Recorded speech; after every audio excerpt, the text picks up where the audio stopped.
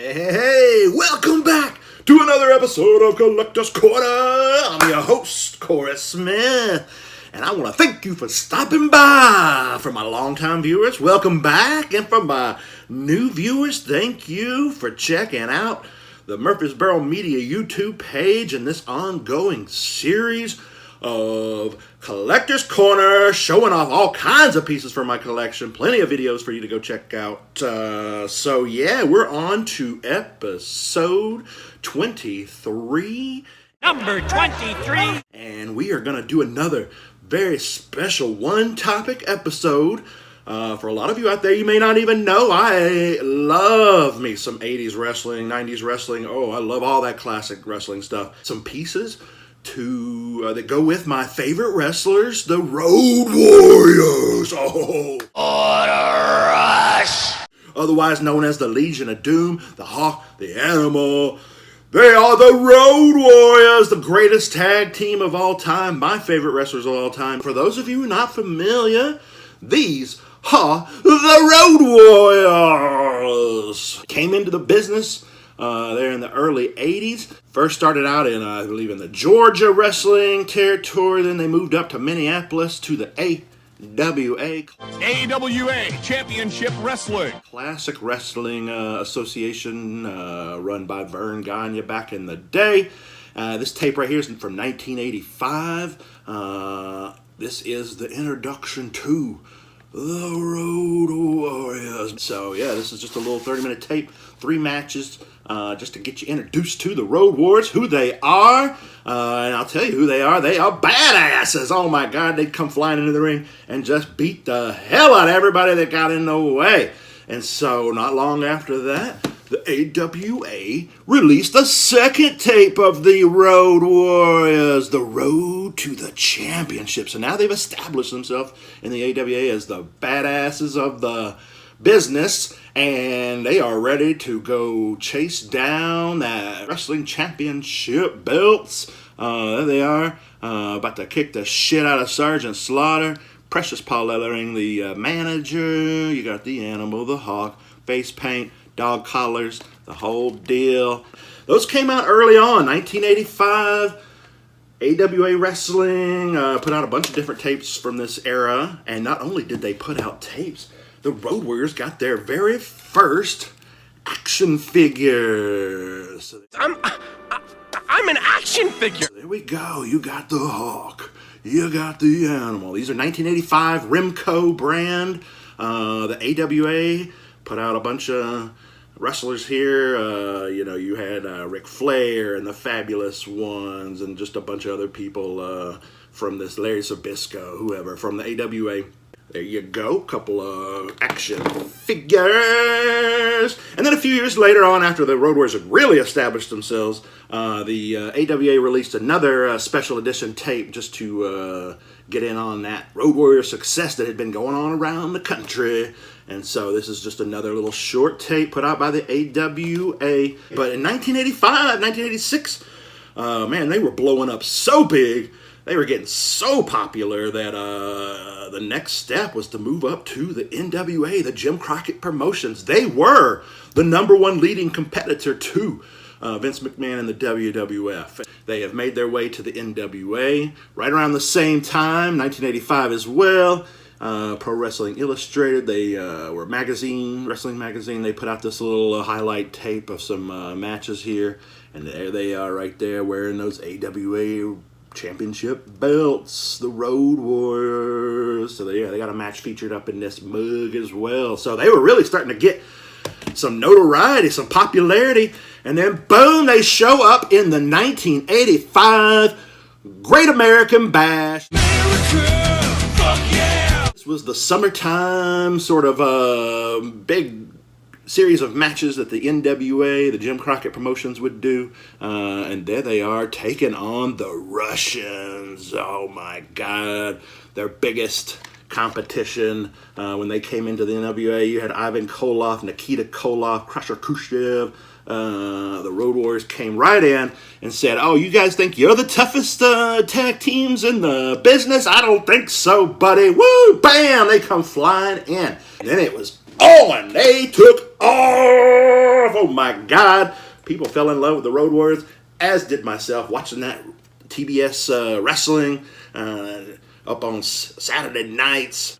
NWA World Championship Wrestling. Oh my God, they just come in there and kick the shit out of jobbers and just get on those promos, talk all kinds of craziness. They were fucking wild.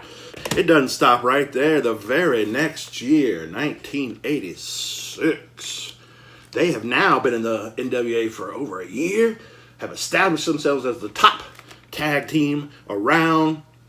Now they've moved on from the Russians, and their biggest rivals are the Midnight Express and Jim Cornette, the manager. And so then by 1986, Starrcade comes around. That was like NWA's sort of their WrestleMania, their big event of the year, their one big massive event of the year, Thanksgiving.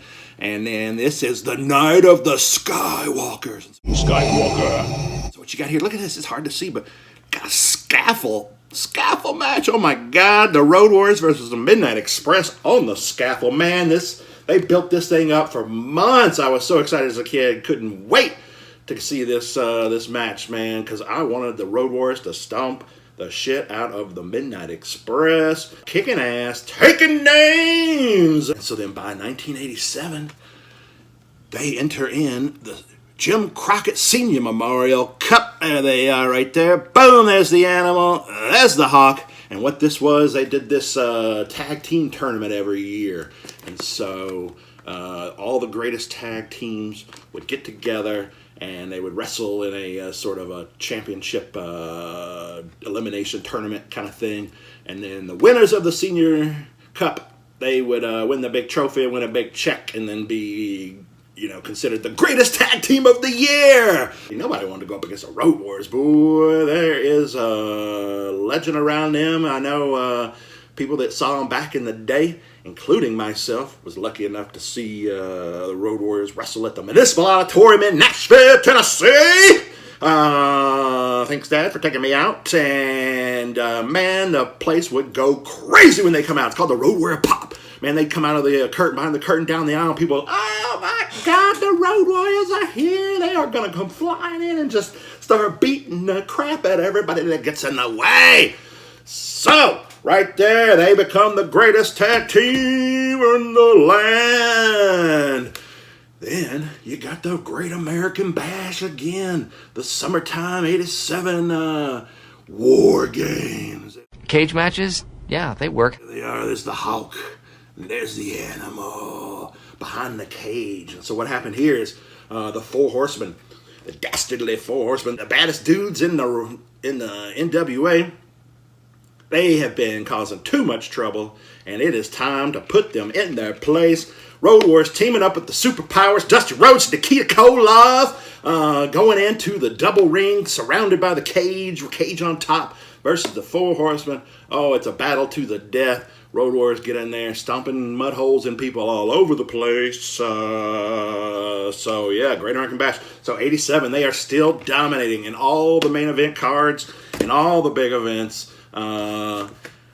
87, Starrcade comes rolling back around. You got, look at that, the Hawk flying off with the flying clothesline on Arn Anderson up on Animal's shoulders. Road Warriors in the tag team championship match versus Arn and Tully. And man, they are still fucking dominating all through 87. They are still top of their game.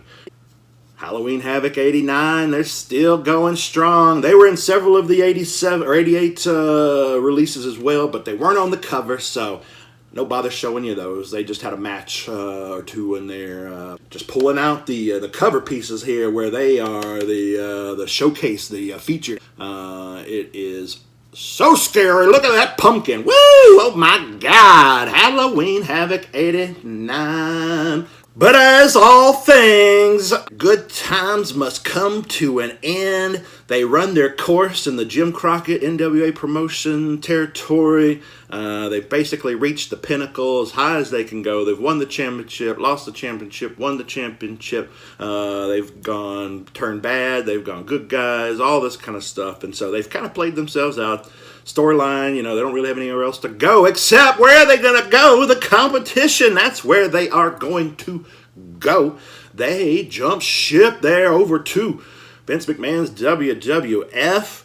Welcome to hell. And drop the whole Road Warriors moniker and just go by the Legion of Doom, which is what they were called, or they were part of. It was a group they were part of way back in the early days of their career. There was already the Ultimate Warrior and the Dingo Warrior, and I don't know, a bunch of other warrior names in the WWF when they rolled over. And so they was like, well, we got to drop the Road Warriors. There's too many other warriors on this roster, and so we'll just go back to the Legion of Doom, the LOD. And then but it didn't take them long to start showing up on these WWF tapes. So now, yeah, we're up in the WWF. Change up. They really started adding a lot of the red accents to their uniforms. They got the red shoulder pads, the red boots. So yeah, but they're still fucking badass. Still the Animal, still the Hulk. Oh yeah. So they come into the WWF, and it doesn't take them long to start just mowing over everybody in the WWF. Get out of the way. It don't matter if you're the Hart Foundation, Demolition. It just does not matter. They will come in here and they destroy the WWF roster. They come in there and it doesn't take them long at all to win those championship belts. So right off the bat, they were just still dominating, still getting that big pop, still being the most sought after tag team in the country, and not only in the country but over in Japan as well. They were huge superstars over in the Japanese wrestling circuit. So there.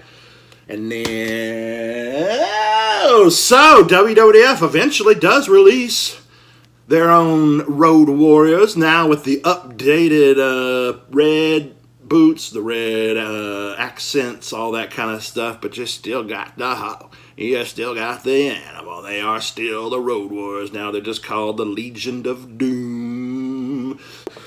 But man, things aren't so peachy for the Road Warriors as the 90s get underway and into the mid to late 90s. Hawk, otherwise known as Mike Hegstrand, he loved that cocaine. He loved to drink. He loved to party. So much so that it basically just ruined his career. Started missing matches. Started coming out to matches drunk. Just all messed up on drugs. The WWF tried to even roll a storyline into that where he was, suffering from this drug addiction and all this kind of stuff. Animal tried to make it on his own, got a couple new partners, tried a new future version or updated version of the Road Warriors. That was a mess. Tried to go out on his own, just it was not the same. And so man, they just struggled all the way through until unfortunately Hawk passes away. Too much abuse on his body, too much drug use, steroids, cocaine, drinking for damn near 20 years straight at that point, and just couldn't handle it. Well, that sucks.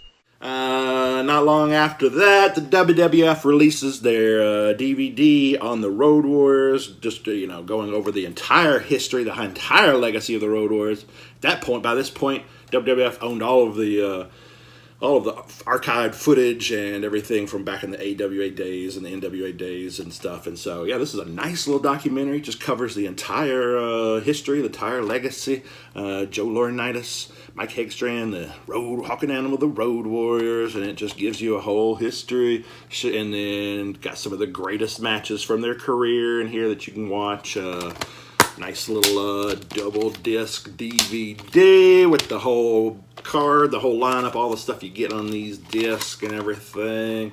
So that was just a nice little honoring to the Road Warriors. And not long after that, they get their own special edition WWF classic characters and the big old tall guys here this time. You got the Hawk here, still with the tongue out,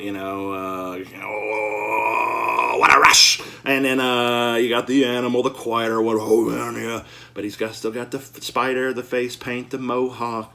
Just a little bit updated now. And so you got to get those as well. You got to get all them Road Warriors wrestlers up in there, and boom. And then Joe Laurinaitis, Animal, here, I believe 2011 maybe, I don't remember what the date is on this, does the autobiography, writes the book, all about the Road Warriors. I mean, He needed to get all those good stories out there about how they came to be.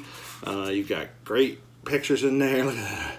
And Road Warrior Animal way back in the early days before they started getting their look down or whatever. But yeah, so it's got like great pictures in here, great stories, all that kind of stuff, and it just gets you a great little history, especially an accompaniment to the DVD. Boom, you will know everything about the Road Warriors, hawking animal that you need to know. And then here, just a few years ago, Mr. Joe Laurinaitis, the animal, passes away. Goodbye, old friend.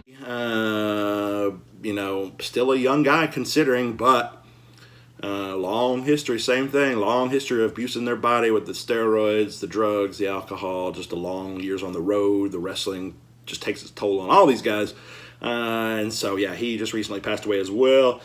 But man, I still love breaking out these old tapes. I still love getting on YouTube and watching old Road Warriors matches, old promos, all of that good stuff. And so I needed to just break it out for you. I got way more wrestling coming at you. I got a ton more tapes. I got a ton more DVDs. I got more action figures from other guys. So we will be coming back round to that wrestling one more time. Maybe 2, maybe 3. You never know. But until then, I want you to hit that like if you like what you see. Hit that subscribe if you want to see more of it. Hit that share if you want more people to see it. Comment if you got something you want to say or ask. And then we will catch you on the flip side.